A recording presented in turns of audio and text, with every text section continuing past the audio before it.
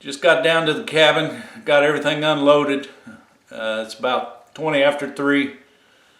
Worked another 4 to 12 shift and then headed down this way. A lot of deer out moving, a lot of bucks out moving, small ones. Down Blue Mound Road.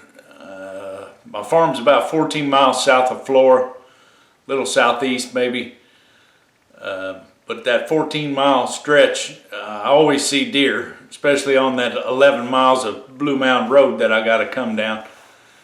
And it didn't disappoint me today. So I saw a real nice 8-pointer, definitely a shooter. Saw another small 8-pointer. He was following a doe, and seen several does and little ones. Matter of fact, seen one little one out on a road that somebody had hit. So they're definitely out moving already. Pulled into the farm. There's one down in the corner over by Old Lady Jones's, and I couldn't tell what it was. All I could see was eyeballs.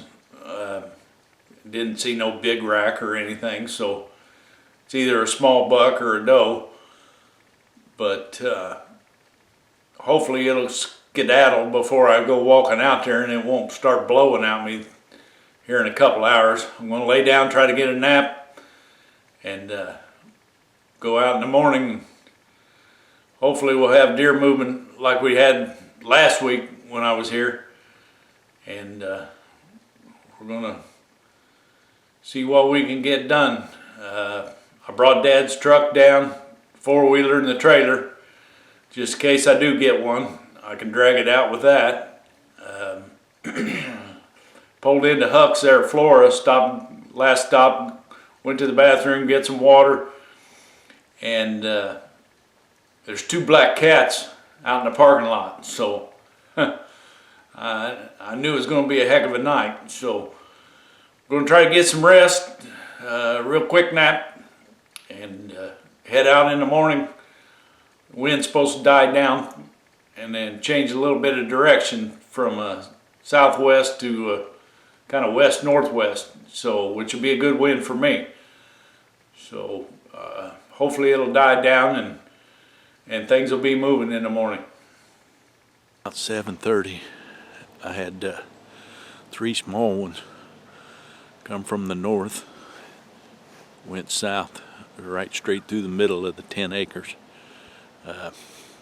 Looked like a couple of yearlings, maybe a year and a half old behind them.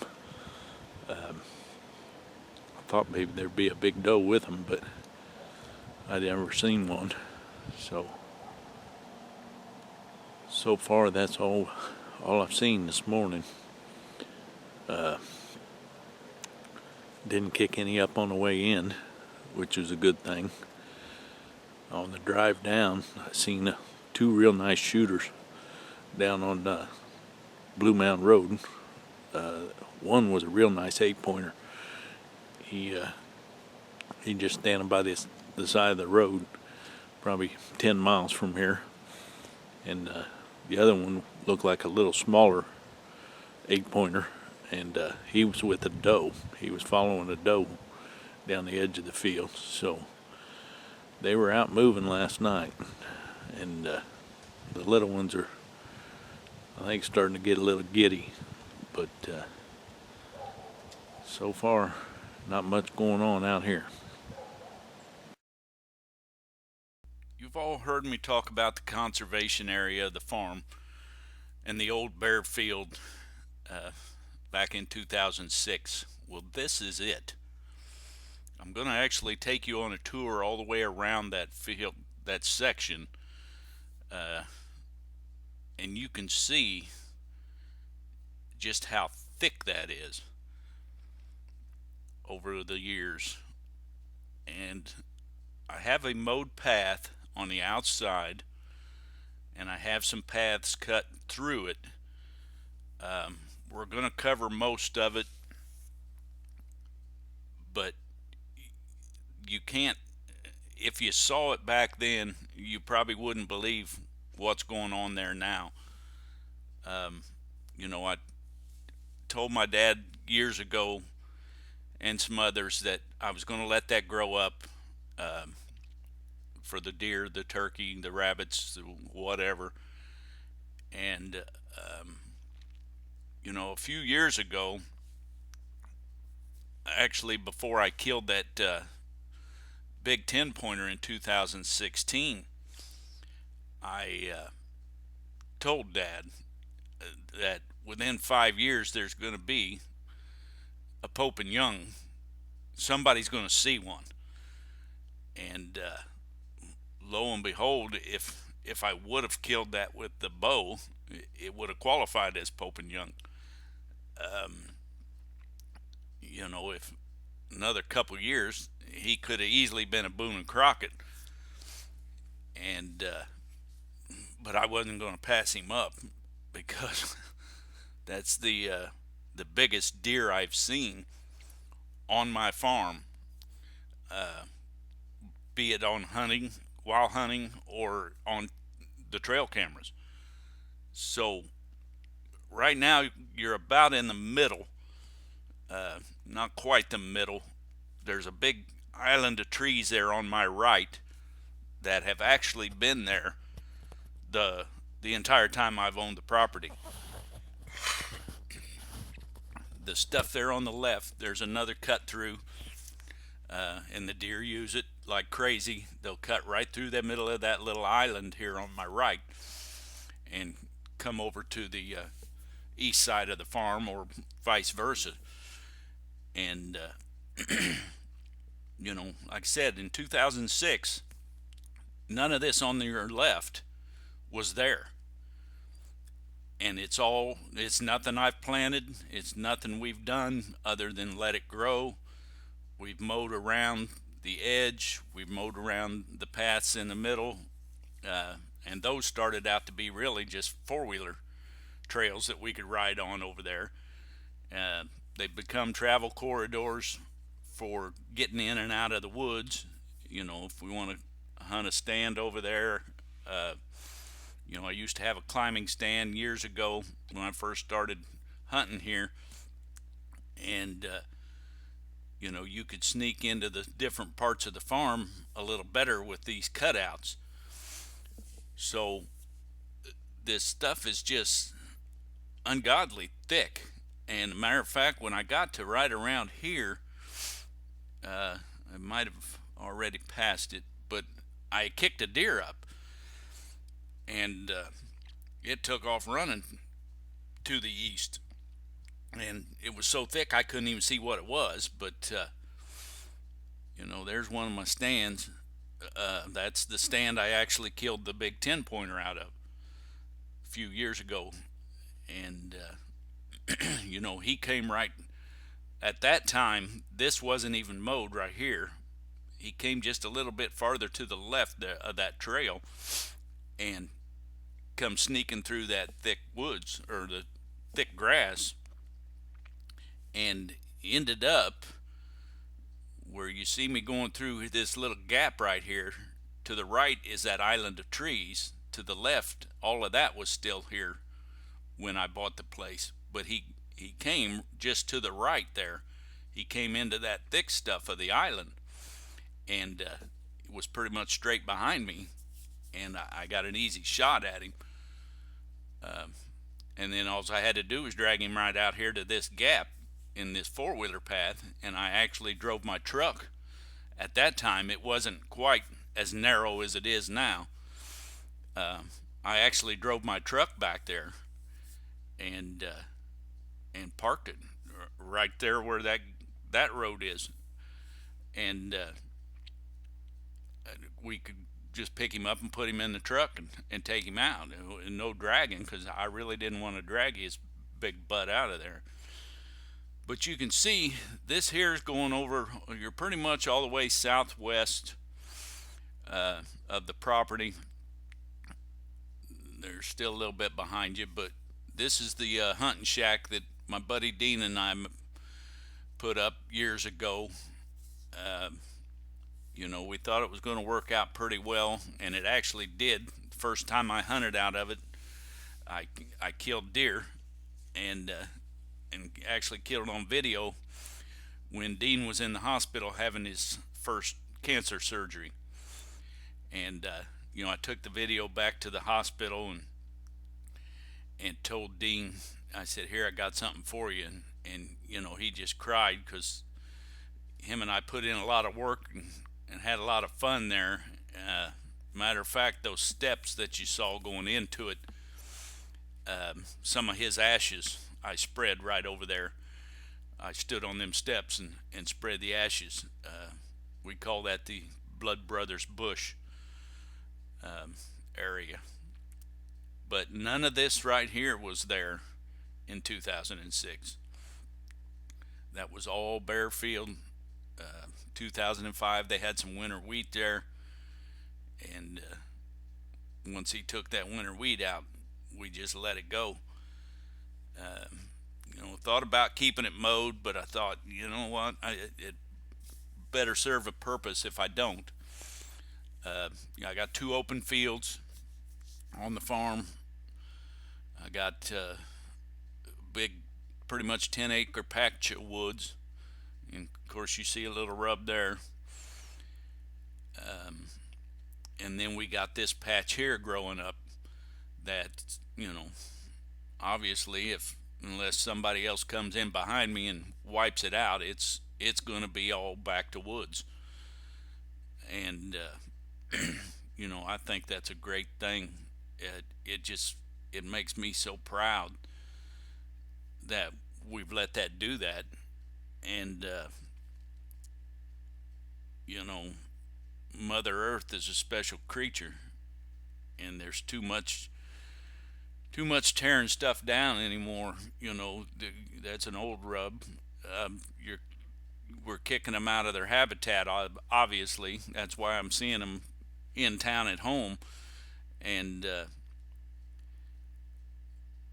this here, you know, is going to hopefully return back to them someday, you know. And it's going to provide some good hunting for somebody someday, I do believe. So, you know, we've made not quite a complete circle here. Something started tearing up on that tree a little bit. You know, they're just working that four-wheeler path, basically. They don't even have to go through the middle of it if they don't want to. They can walk all the way around it. They can cut through off of that east side and just work their way through.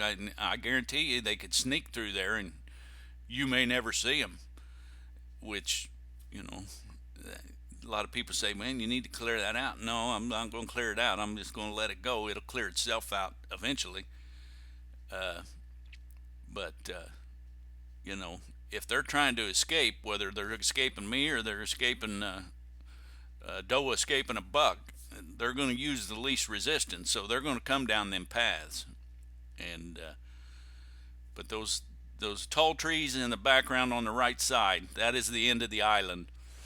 That was already there. And those tall trees way on the left, the green ones, they were already there. They're by the lease road.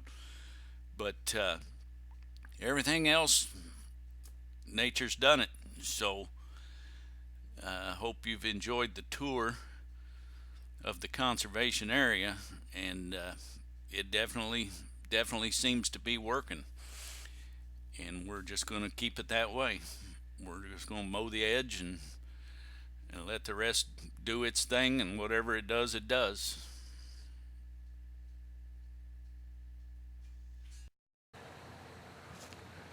You can probably appreciate what the common man goes through during a hunting season. In just the few episodes from this year, you know, I hunted on a Monday, the first week of October, didn't see anything. 9 days later, I hunted on a Wednesday, and I saw 13 deer, had 6 of them within bow range. And then about 8 days later, today, I go out, I see 3 little ones, and that's all I seen. And each day the temperatures were probably in the upper 40s. Wind was about the same. Started out pretty calm, picked up a little bit, but you know, we don't have a staff that's monitoring the cameras and the phones and what have you, and can call you up and say, hey, you know, there's a shooter buck been coming through here 3 days in a row right down Sausage Trail. You need to get in that tree stand and you know, go sit in the tree stand, and the very next day you kill something. And you know, it just doesn't work that way for the ordinary guy. You know, I took you on the trail for the conservation area over there on the west side of the farm. You know, it's hard to believe that 2006 that was just a bare field, and you know how much it's grown. Matter of fact, while I was walking through there, I kicked a deer up. I heard it get up and take off running, but it was so thick in there that I couldn't even see it. So it's working, but you know, we're going to keep trying it. I'm having a lot of trouble with these work till midnight, drive down, take a nap kind of things. My body's not liking it at all, and it's not even turned cold yet. So, you know, I'm having a lot of problems with the cramping and whatnot, and so I'm probably going to have to rethink my strategy a little bit, and either decide, okay, I'm going to come down for a couple of days and hang out and try to hunt that way. These quick trips just aren't going to get it for me anymore. You know, we all come to that time where we have to adjust. And for me, I'm 56 years old now, and have had 3 spinal surgeries. So I just my body just can't take it anymore. I'm going to have to be a little more choosy on when I'm going to come down and hunt, and how long, and that sort of thing. But we're going to keep trying. I said, at least I saw some deer this morning. It was a beautiful morning again. I actually slept pretty good for that hour and a half last night, but my body's not liking it when it's awake. So stick with us. Hopefully later in the season we'll have some good footage for you. But like I said, I think you can appreciate what an ordinary guy goes through anymore. It's not like the TV shows. It's nothing like the TV shows for most of us hunters out here. You know, we do our thing, we do what we can. There's a lot of people who don't videotape, who just they go out and do their hunting and whatever, and that's cool. You know, I like to have a little bit of history, so someday when I'm gone, you know, kids can look back at it and you know, just say he worked hard. He worked hard. He bought that place. He groomed the place, and he made something out of it. Made it better than what it was, and that's the whole goal here. You know, the deer are nice, the turkey are nice, but what I'm doing over there on the west side of the farm is quite amazing to me, and it's something that needs to be done. You know, we got to preserve this world. We got to preserve the woods. We got to preserve nature. You know, I'm not by any means a tree hugger, but you know, I'm just doing what I can so that when I give this place back to God, it's better than when I grabbed a hold of it.